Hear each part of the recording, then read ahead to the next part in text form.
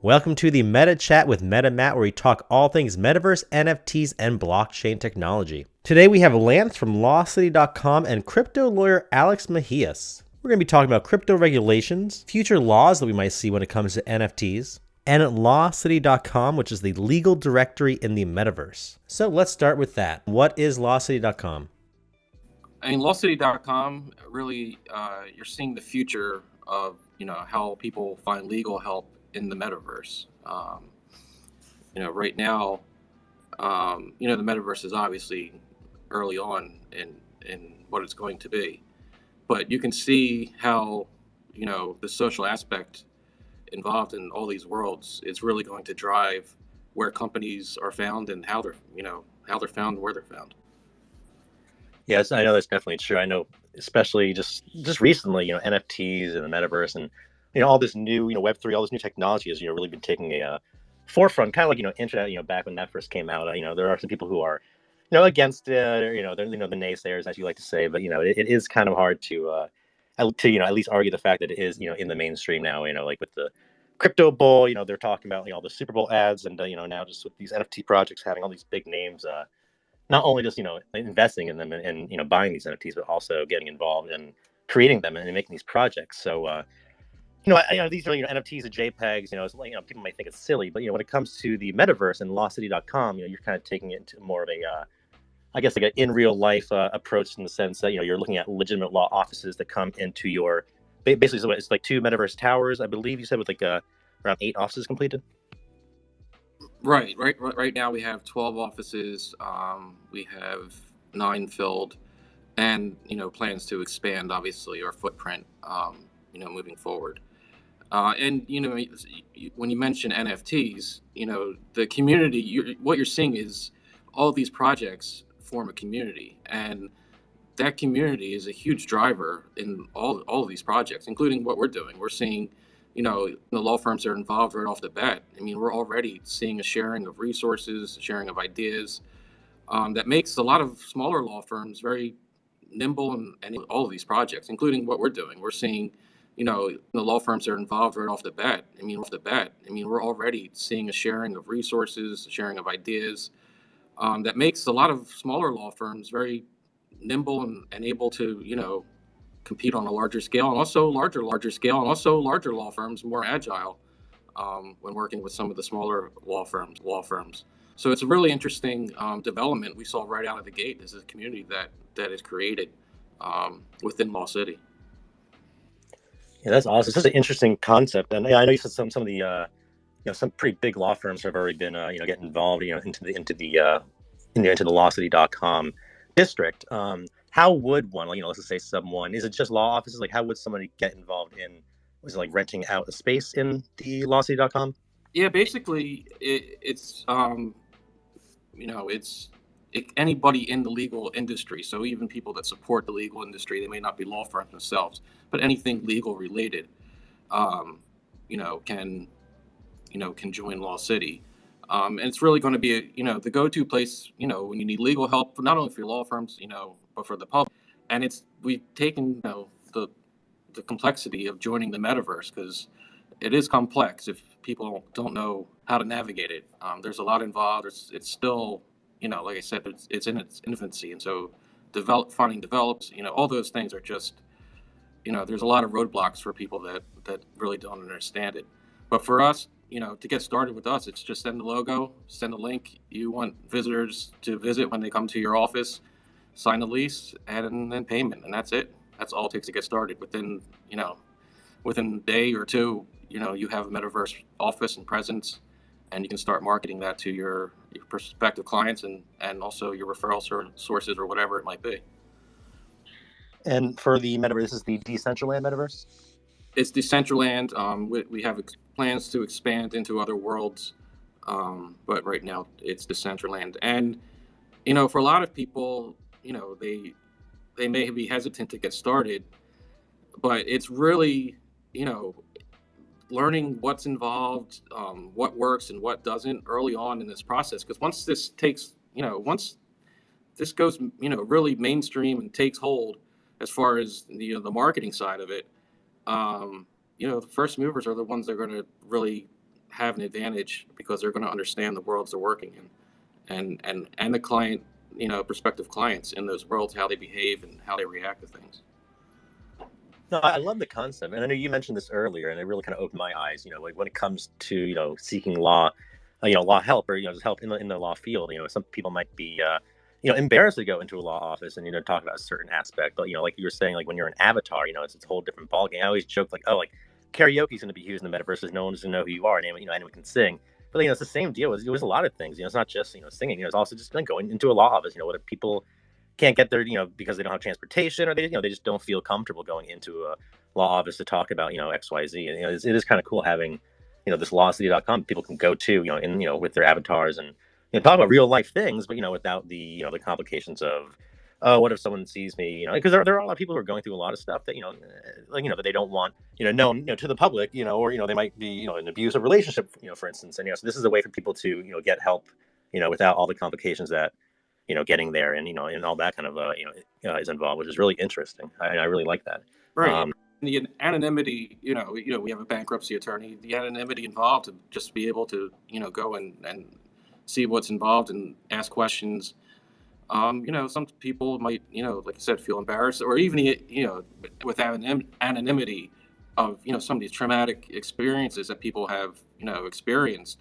An avatar is, really a good way of, you know, not bringing these, the tragedy they faced, not to face it, with a real live lawyer, face to face, to, create a comfort level for people is huge. I think there's a lot of things we'll see going forward that we just don't even realize yet, about that aspect of the metaverse. And I know, I know a lot of the people who are involved with, PB alerts and Titan trading, or just even the NFT space in general. They're always about, investing. So, is there a way yet for someone to, who doesn't have like a law office, someone to get involved or invested, or like an NFT, or is that something that's like still in the works, or how can one, who doesn't have a law office, I guess, get involved with lawcity.com if they believe in it and really want to, be a part of it, I guess. So we have a roadmap available, and those things are coming. Right now, it's really for the legal industry. And as we get, built this, bigger, then people will have the opportunity to really buy into the ecosystem. How that looks, we're still in the works of, how that works, but, it's definitely coming, and it's going to benefit the people not only involved in Law City, the people that have space there, from, hosting events, to, like you said, the, NFT aspect of it. There's just so many different avenues where people can find success, from being a part of Law City, that, it's really boundless possibilities. That's one of the phrases we use all the time. There's really no borders in what we can do in the metaverse. All those, trees and those walls that are, in real life don't exist, and there's a lot that everyone can benefit from, because of, because of the metaverse, and what Law City will be able to provide. No, that's awesome. I know that, when it comes to just especially recently, these NFT projects, I know it's a very oversaturated market, and even like the crypto, all these like ICOs and stuff, a lot of them are just, meme coins, or like these NFT projects that, just, it's a good idea, but, there's really no follow through, like not a real team backing it. It's nice, seeing seeing things like this, lawcity.com is, y'all are like a legitimate law office, like in the real world, like, people can go to, you guys have experience, you're all lawyers, you have a marketing team, like a whole nine yards, isn't just some, great idea with, hoping just to get a whole bunch of investors to buy an NFT, which is such a great, I do like that. But like, this in general, lawsuit.com, yes, it seems like it's more so of a, not really like an NFT project, more so just like a company, like bringing themselves into the metaverse, which is really cool. Yeah, and I mean, it's the next evolution, in what we're seeing with NFTs. It's, people are learning, everything about these projects and how they work.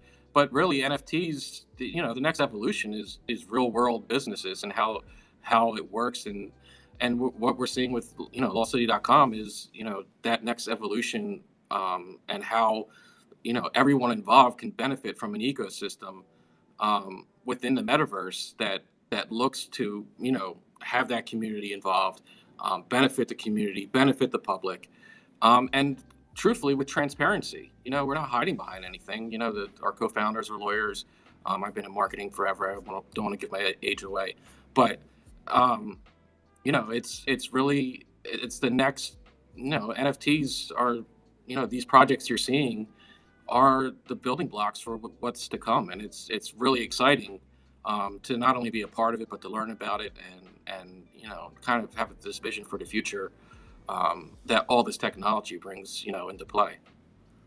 Yeah, no, it really is. The whole metaverse and all this, really is the future, and it's brand new. Say even like crypto, I know has been around for a while, but there's a lot of people who are new to crypto, or especially new to the NFT space. A lot of people who are creating projects who might not know all the everything involved when it comes to the law, because like whether it be insider trading or this and that. I was talking to one project, NFT project. They're like saying how like the mods. So for most, I think that every project does is the mods get to know what's happening before it goes out to the public, and and then they can buy, sell whatever these NFTs, and in the stock trading world, that's insider trading.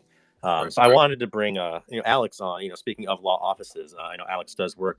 You do work with James River Law. I know they're heavily involved in the crypto space. I know you personally are really heavily involved in like Bitcoin, NFTs, crypto, emerging tech.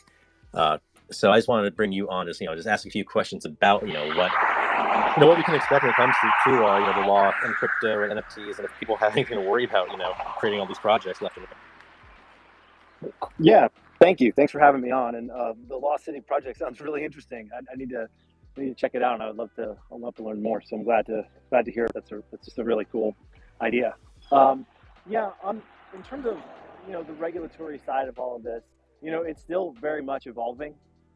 Right now, we're kind of in a position where there's no law from Congress, or there's very and then there's some state laws.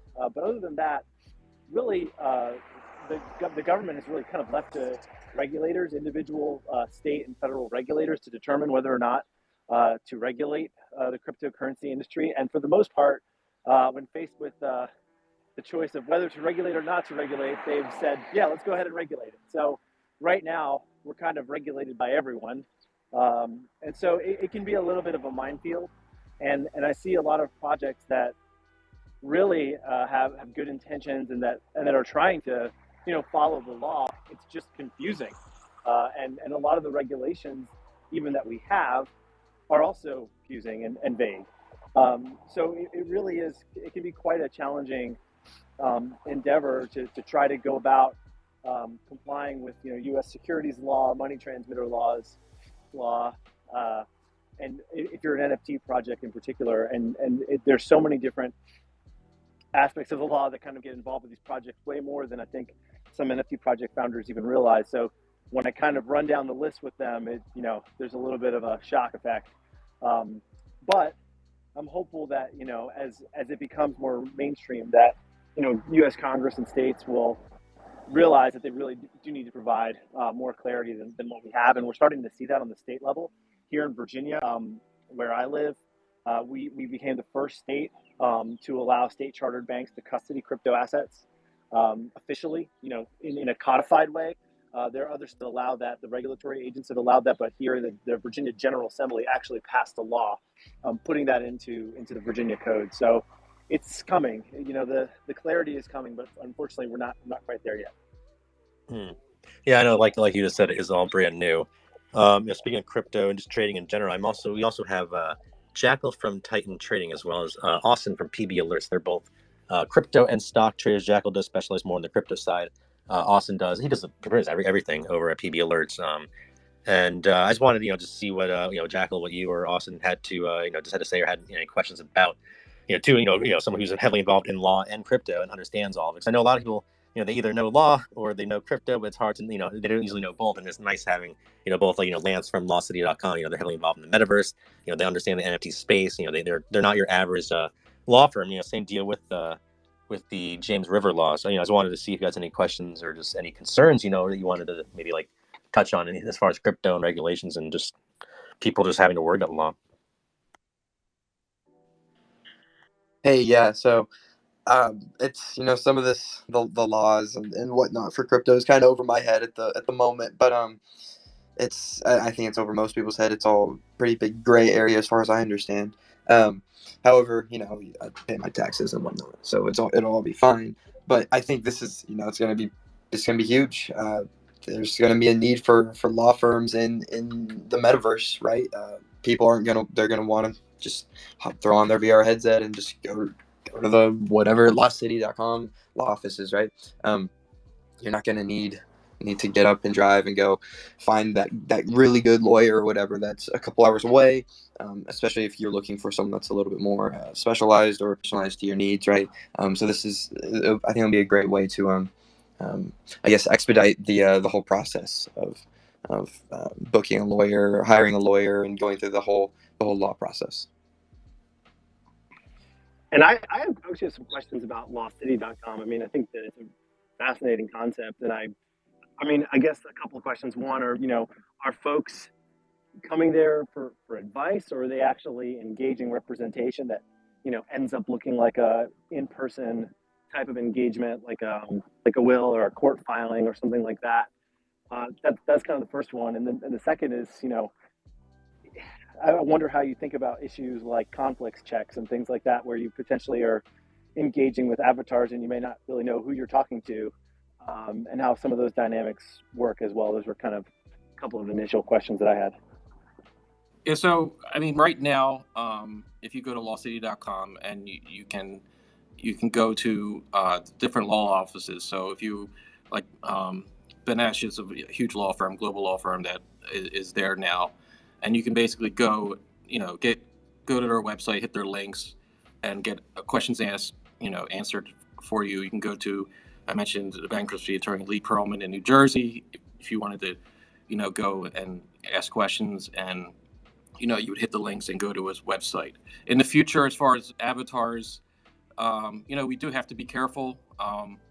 But if you go into one of the law offices and we have an avatar that's mined by a person that works for the law firm, I don't, we'll see how that works out.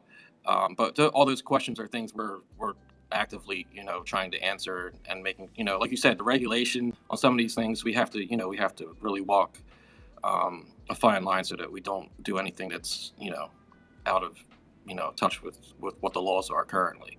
But yeah, that's those are questions, like I said, Law City is run by lawyers, so believe me, they're on these subjects, and we can answer questions and provide a service within the boundaries of the law, and it'd be a great resource for people to go to and get those questions answered. We will do that. I have a question, if I may. Sure. Yeah, cool. May I speak, Mr. MetaMatt? Again? Okay. First of all, nice to meet you guys. I'm glad you're here. I think, yeah, that will be one of the real challenges of this. But I will say you definitely do have a marketing background, because I've heard lawcity.com probably 8 times in the last 5. It's genius, though. I as a marketing person myself, I love and respect it. I was like, this is fantastic. I've heard it so many times in the last 10 minutes. It's great. It's a great domain name. So cheers to that one. That was a great decision. Yeah, I one question I had is the focus, is the aim here to continue to do the same type of law practice that you were doing in the real verse, or is it, or I guess really, are you hoping to kind of venture more into laws and regulations of crypto, metaverse, NFT as those regulations develop and new challenges kind of face us in this new frontier we're in? I think the law firms involved are going to still practice in the real life. There will be law firms at lawcity.com. I'll say it again, that practice in those areas, such as Alex, and and his firm. So if you need those type of services, you'll know where to go. You can go to Law City and find exactly the law firm that you need for your needs. I don't, for right now, there's too much gray area of actually practicing law in lawcity.com. But there may be ways to, get, different services, as far as, documentation of things, in the future, those kind of services, that may be available. But like I said, that's something we have to review But right now, all the law firms involved are practicing in the real world, and truthfully, everyone that's in the metaverse, has real world issues to deal with. So those things will still be going on. It's just another outlet or a place that people can be comfortable to find, the services they need within the legal industry. I hope that answers. Yeah, it does. I appreciate that. And I have one for Alex as well. Not as much a law question, but I just was reading through your profile and saw that just everything that you do. It's something that I can't stop thinking about. Do you see application in the NFT space for them really to be used as a not only a fundraising tool, but as a kind of a challenge to venture capital itself? And do you see any efficacy there in terms of them being used as a medium to do things like raise money? Absolutely. I mean, I think NFTs provide like a very interesting use case when it comes to fundraising. I think that there aren't a lot of projects that are thinking about it specifically in that way. I think they're thinking of it in the way a lot of like sort of how ICOs operated, and that's kind of when I got started. So this is kind of like deja vu for me. It's kind of seeing the development of the NFT space in a very similar way that we saw the ICO sort of boom and then crash. But I do think that NFTs, because they can be connected, they're non-fungible. They're connected to specific either digital assets or real world assets. There's this added component where they become really flexible. You can tie them to all different types of membership interests. And so, in terms of like classes of stock, for instance, being able to now distinguish between holders of a particular NFT as a class of shareholders versus like a fungible token where it's all just the same and you're just kind of selling it to anybody. And I think we'll start to see this more and more. It's also a great tool for governance. You can if you use NFT in your wallet, you can prove that you get a vote. And so I do think that there is a potential for that. But again, we have to that has to happen within the context of like current securities laws. And what we're seeing now are things like BeatsDAO, which is a project in Florida, and they actually kind of formed a DAO under Reg E of the Jobs Act, and so there were limitations. Obviously, they could only market to a certain number of accredited investors, and there are other projects that are kind of complying with those laws and figuring out ways to kind of use the technology as like a new method of conducting sort of more traditional types of fundraisers. So yeah, I do think there's a lot of potential for that. I don't know if that answers your question fully, but Yeah, it definitely does. Thank you. Yeah, I see a lot of in like similar to the Reg A and Reg CF space. That's kind of where I think I'll start out. Agreed. Yeah. I see Distant Penguin there. I know you joined your question. Yeah, hi, Matt. Thank you for having me up here. I really appreciate you guys doing spaces like these. I think we need a little bit more of these conversations in the NFT space. I've been in the NFT space about a year now, and I wanted to circle back on the element of insider trading. I just had a question. So when you had said that mods in projects get information before the public, and that would be considered insider trading, I wholeheartedly agree with that.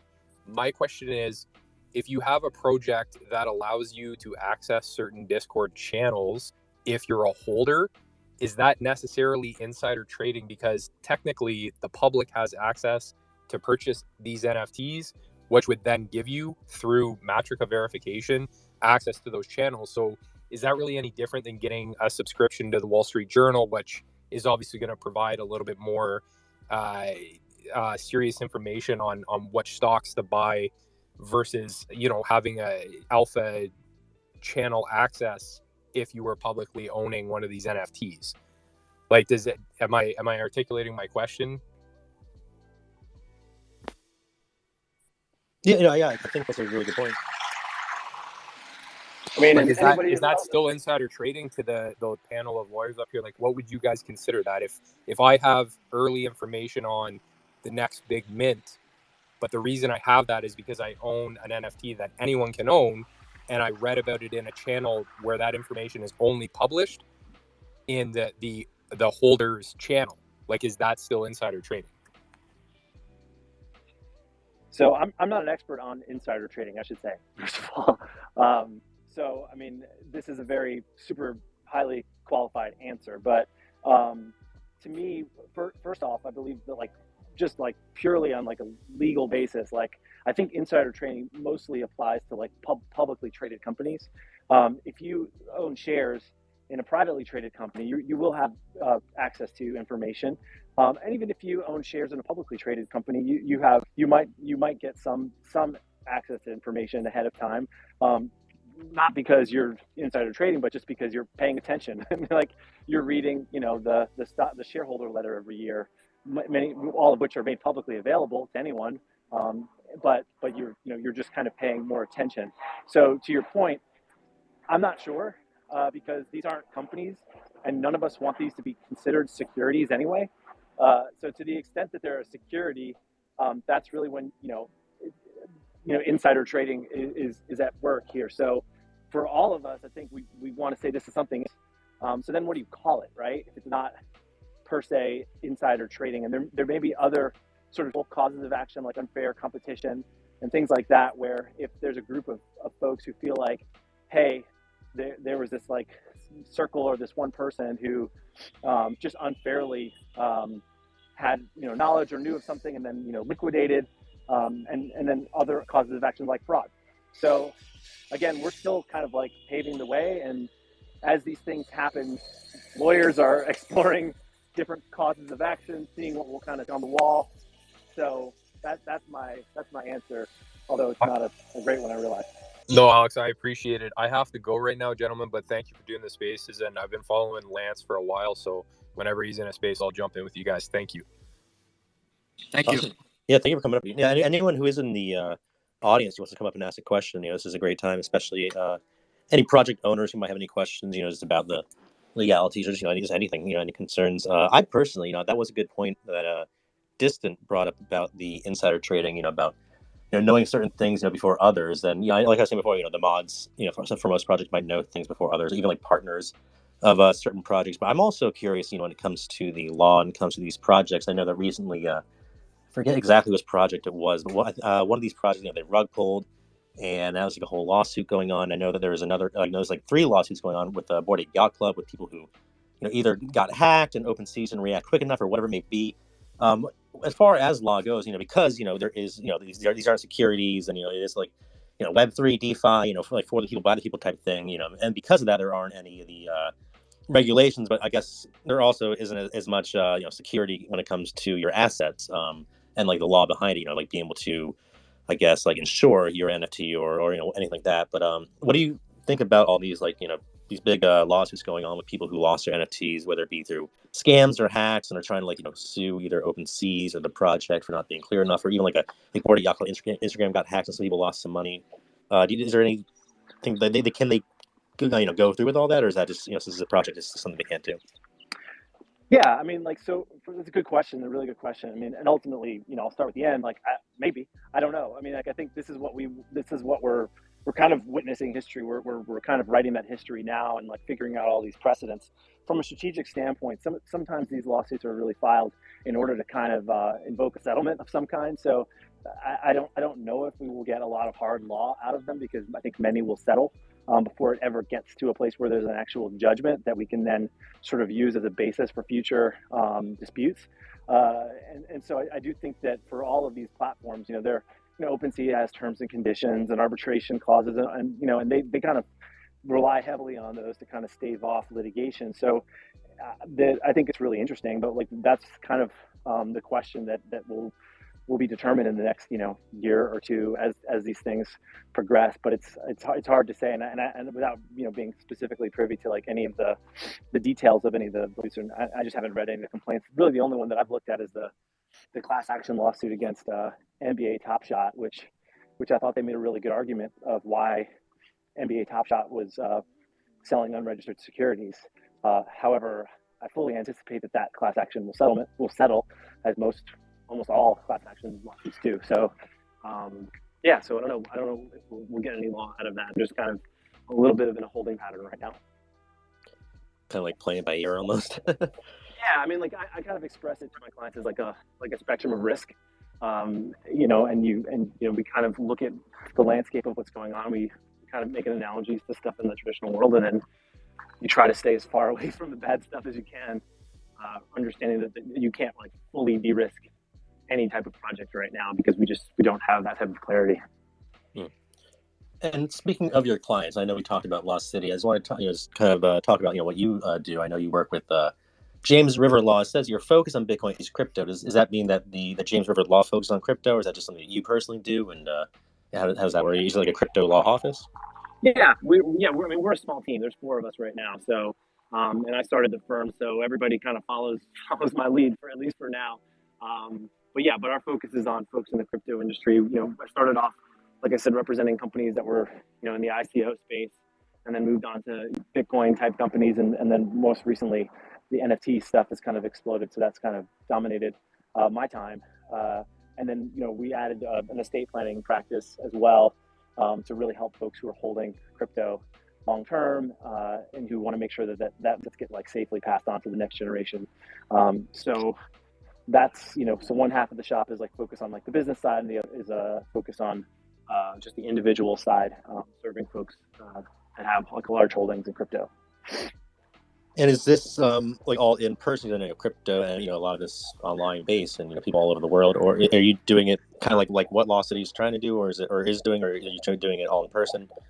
No, it's mostly not in person. It's mostly remote. We have clients from all over the country, and we've talked to people in other parts of the world, and we've represented people in other parts of the world, but really only to the extent that they are conducting activities in the United States, because we don't have any lawyers that are in other countries. But some folks will choose to form their companies here in the United States, and then we'll work with them. So really, our geographic footprint is sort of the United States. Although we have conversations with folks who are offshore, and sometimes we have clients that look to go offshore as well. But for the most part, we stick to the U.S. But the majority of my clients are outside of my area. Although I'm pleased to say that there are more and more crypto businesses popping up here in Central Virginia. And so that's exciting, and I think there's a little bit of a groundswell to try to nurture the crypto ecosystem here. So I'm glad to be a part of that too. That must be interesting too, just like being one of the first in that type of space when it comes to crypto law. Yeah, it's been interesting. But no, that's interesting to me that you said that a lot of your clientele, especially in the crypto space, just in general, are it's not just like coming into the office. They're all over the place, which kind of does. Kind of bring a point, with lawcity.com, like people, especially after, COVID and, everything became remote, like, people are willing to do, to do kind of what lawcity.com is doing. And we keep saying that over and over again, but, which is, having like a remote lawyer, having, in this case, it's kind of like in between because it's remote, but you also in theory have this office that you go into. Yes, it's virtual, but it's such a cool concept. It really does prove, that, that you have all these virtual clients that, something like lawcity.com can succeed because people are willing to, get legal counsel online, or in this case, in the metaverse. And I see that you're also it says co-founder here of the Richmond Community Bail Fund. So, did you want to mention that? Bring that up. Sure. Yeah, sure. So me, my wife, and some other folks here in Richmond, about 5 years ago, we worked with the local Commonwealth's Attorney's Office to start the Richmond Bail Fund, which is essentially just a pot of money that people can contact us, typically through their lawyer, but sometimes through a family member or a relative, if they are sitting in jail awaiting trial. So they've been maybe charged with something, but they haven't been convicted yet. But here in Virginia, we have this archaic cash bond system where, if you get arrested, again, even if you haven't been convicted or anything, if you're just arrested, you go before a magistrate and they determine whether or not you have to stay in jail unless you can pay a bond, or whether you can go home. And a lot of times the magistrate, they just sort of blindly assign, $500,000, $1,500, $2,500, $5,000 bond, probably with the expectation that they will just hire a bail bondsman or something. But a lot of folks can't even afford that. So there are lots of people all over the United States who sit in jail just because they're essentially can't afford their bond. Again, they haven't been convicted of anything. They're just awaiting their trial. So that's really what we do. Is we will come in and we'll bail someone out. And then once they once their cases reach a disposition, guilty or innocent, doesn't really matter. Just if they show up to trial, we get that money back and then we can do it again. So it's a pretty simple concept, but our goal is to reduce mass incarceration in the United States through getting folks who don't need to be in jail out of jail so they can get back to their lives and get back to their families while they're, figuring out their legal issues. That's super awesome. I know that you are, also heavily involved in that same, line of work. I know you're really adamant that you want to mention, what you're doing as far as that goes, and maybe ask some questions about that. Yeah, no. First of all, I think that's fucking awesome, man. I mean, it's really more so the shackles of poverty than anything else at prison. And unfortunately, the legal system plays into it. So I love that. I think that's really awesome. Yeah, we do. So my organization helps families through the chaos of substance abuse, like full service, end to end. So, family calls, someone needs help, say it's their son, daughter, what have you. We work with the addict alcoholic that's struggling in recovery myself, 5.5 years now. And we help them through that process to find them treatment. We coordinate that process, get them in, and then we pull in the family to basically just run through simple things that aren't simple in practice, but they're simple concepts like boundaries, very easy to set, very difficult to uphold, and to help kind of heal the whole family system because addiction is dynamic and progressive. And if you try to simply heal one piece of the system, but the rest of the machine is broken, you're not going to get a desirable result. So we try to do everything we can.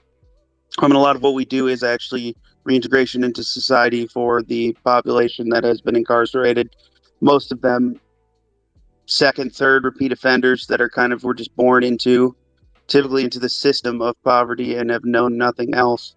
And then once imprisoned, they end up learning more things that lead to further incarcerations. And our goal is to kind of disrupt that cycle as best we can. We're actually working with the state of Illinois of Health right now to develop something. I can't say much more than that, but to develop something that we think will be a very useful tool for those trying to basically just build a life for themselves that's worth living and worth staying for and worth not committing crimes for and staying clean for.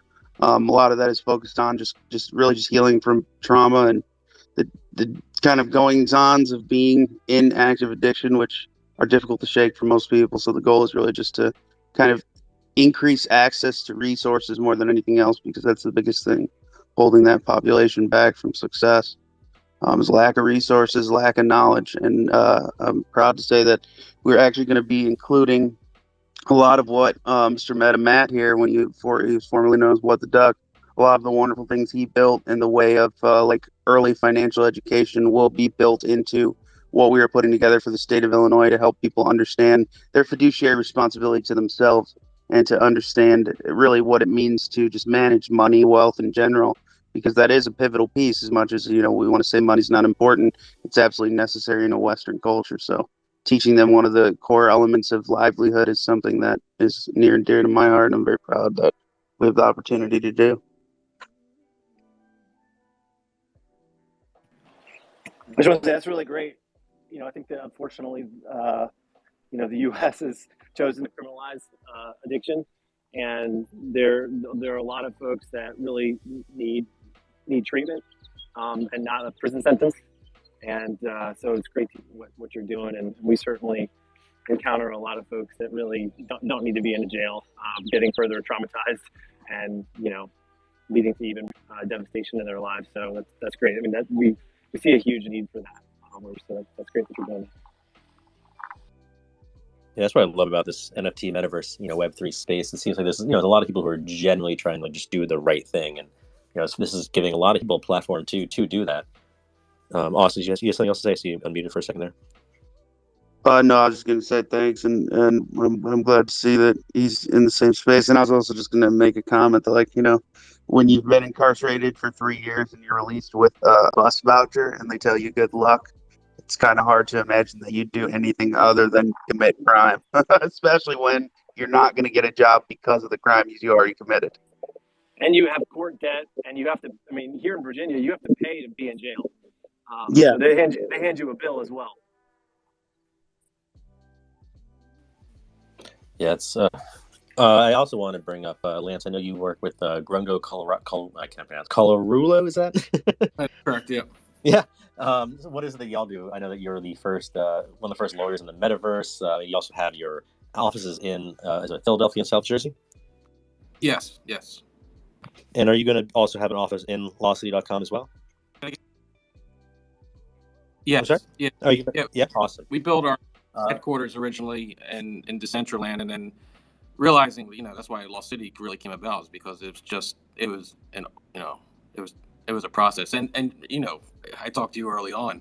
It was just finding the resources needed to get everything done was really difficult. So that's how lawcity.com came about. and I know that you're the law firm, behind all of that. I've seen like some of your content on, on YouTube to social medias. It doesn't seem like the average law office. You guys do like podcasts and like NFT and metaverse talks and like all that kind of stuff, right? Yes, yep, we do. A little bit of everything. We're not scared of technology. We're we practice in personal injury, employment law, workers' compensation. And all the things that those things involve. Um, but in the end, like everyone, it's about the people, serving people, making sure they get what they need. And technology allows us to deliver that, uh, easier and easier, and making it more available, you know, as we move forward. So that's what's, it's not a typical law firm, but it's really, I mean, from a marketing perspective, it's everything you could want. I mean, the lawyers here are just, they love technology. They love, um, you know, seeing what works and what doesn't sometimes. You know, because it's all about the customer in the end. So wherever they're at, we have to be. And right now, we see the metaverse as a place that's going to, we're going to lean heavily on in the future. So, if not now. Yeah, no, 100%. I know that traditionally, advertise. I know you come from the marketing background, so I know traditionally, advertising used to just be, it was a little bit different than back then. Now it's social media and TikTok, Twitter is so important now. And now there's these NFTs and the metaverse. Everyone has to get involved in that too. Otherwise, they're behind. Have you found any Have you found any complications? Like as a marketing, in the marketing background for in real life law firm, like trying to just do the whole social media and the metaverse and like trying to figure out all the complications, and like was it easier, harder, just completely different than the traditional way that you've been used to, I guess, with the before metaverse and all that? Obviously, getting started in the metaverse wasn't easy. But like I said, that's what brought forth lawcity.com, because if we could make it easier for firms or other lawyers to get involved in the metaverse, we felt it was a great platform, um, for the legal industry as a whole. So, I'm a big believer in it's marketing 101. You go to where the people are, and with Fortnite and all these different worlds, the millions and millions of users they have. We gotta, to get in front of these people, you have to be there. So, sometimes it's going to be, it's a learning process. And we look at, even lawcity.com. For a lot of firms, this may be their their VC, side of their firm, to figure out, what to do and do it, what works, what it's like, all those things. So, we just want to kind of, de-risk that scenario for them, and allow them to really get in there and get their hands dirty, and figure out, um, what this future looks like and how they can be, in the front of it. It's definitely very forward thinking, creating, Lawcity.com, creating these, metaverse offices, like we were saying, all this is, brand new, not very regulated, but, definitely getting in early, definitely, definitely. And, I know the same thing with you, Alex, just getting involved in the crypto space when it came to law. What made you decide to do that? Like, were you originally a crypto trader and obviously a lawyer, and decided to put them together, or you saw a need that needed to be met? Yeah, kind of all the above. I would say more of a failed crypto trader than anything else. I got into Bitcoin when it was around 220, and then I sold all my Bitcoin when it hit like 440, and I patted myself on the back, and then and then it's been downhill from there. So I think, yeah, early on I realized I didn't really have the makeup to be a trader, but I did want to be involved in the space, and I was going to meetups, and I was really the only attorney there, so sort of by default I became the guy. It's just been a really fun and crazy experience since then. But yeah, so I kind of fell into it a little bit, really just more from like a personal passion. But I was already sort of working with technology companies and working with early stage companies, so it's a lot of the same type of work in terms of fundraising, particularly as it applied to ICOs. And then I've gotten more familiar with all the other areas of law surrounding crypto companies. So yeah, kind of fell into it. It's awesome. It's so smart too. I know. Speaking of crypto, Jack, are you still there? Hey, yeah. Let's touch on what you do and what Titan Trading and even PB Alerts is all about. I know that a lot of people who are getting involved in the crypto space, this, stock trading space, or just, NFT space, and just any kind of trading space, it's really hard at first. A lot of people get lucky at first, and they think that they're on top of the world, the best at it ever, and then reality sets in, and they realize it's not easy, and it takes time to learn. So, what do you guys do what do we do over at Titan Trading at PB Alerts? Well, at Titan and PB, Titan is essentially what well, it's attempting to be what PB is, but on the crypto side, so it's a little bit more high risk. We do leverage trading. It's a little bit more of that quote unquote degen mentality. It's hard, like leverage trading crypto is hard. So, but we do a good job at teaching our members on risk management and how to allocate their portfolios. We can play both the short side and the long side. So we do have an advantage there than most people do on just like regular exchanges like Coinbase. So we can profit on the way down and up. Like today, I'm up 80% on a 25x leverage short on the market at the moment. So we can make money both ways. Then over at PB, same deal, right? Except we're a stock market and options market for the most part. And we have a huge emphasis and a huge focus on education in the stock market. And we do a great job. We do a great job at that. Our members love it. We've got tons of feedback saying that we've changed people's lives in the stock market, right? So come check us out. Austin, actually, the Penny Boy speaker, he started the Discord and the company and all that. So shoot him a message over on Discord too. There are links in bios and whatnot. So. His name is Big Quench. I'm Jackal in Titan Man and Penny Boys. Shoot us a message anytime. We'll get back to you. Awesome. And anything you want to add to that, Austin? You are the founder of the whole. Yeah, I mean, just come check it out. I think so. Last night, Doug, actually, to kind of tell the whole tale for this video we needed to produce. It's interesting to relive it, but. Yeah, just check it out. I mean, I think it's community first, trading second, even though the focus is on trading. So kind of like, I guess like Alex was saying earlier, just kind of finding your people, finding a community with that shares the same values you do, has similar interests, but can give you a diversified perspective. I think in finance and just kind of in life in general, was me and Jackson were just talking about the other day, I don't really give a shit to hear from the guy that has all the answers. I want to hear from the guy that asks the right questions. And I think that's what we do best, is that we help each other learn, understand, and implement things that will help us in our lives based on what everyone's goals are. So you should definitely check it out. I actually gotta jump off here, but Lance, Alex, thank you guys so much for coming on, sharing your experience. I very much appreciate it. And same to you, Mr. Matthew. Thank you. Yeah, we are. Thanks.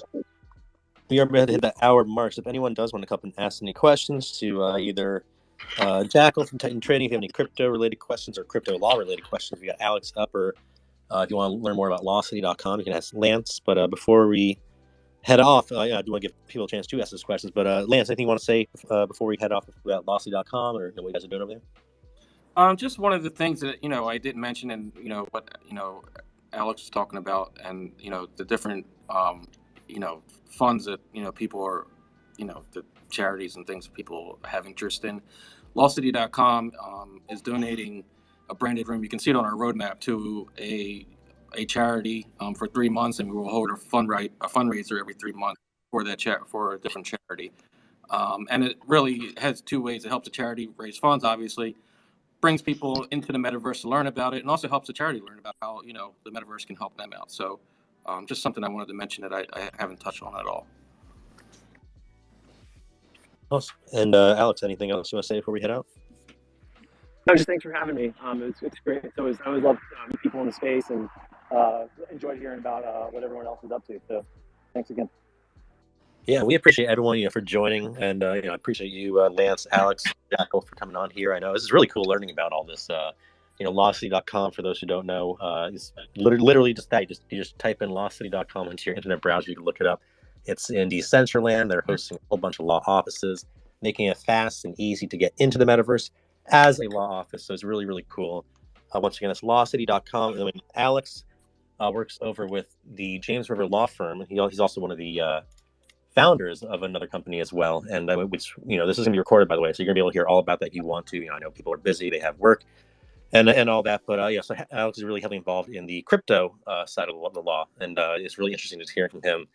There's all the regulations and I guess lack thereof, and just what people are thinking as far as that goes. You can definitely check him out. Make sure to give him a follow, and check out Titan Trading as well if you want to learn about crypto, want to learn about NFTs, and even OTC trading. We do stock trading as well in the sister company PB Alerts, which you can also check out. The link to that is also in my bio, as well as the Titan Trading bio. But I appreciate everyone for coming out. And unless anyone has anything else, we're going to we basically hit that hour mark. So go ahead and close it out. Thank you, Matt. Yeah, thank you all. Thanks.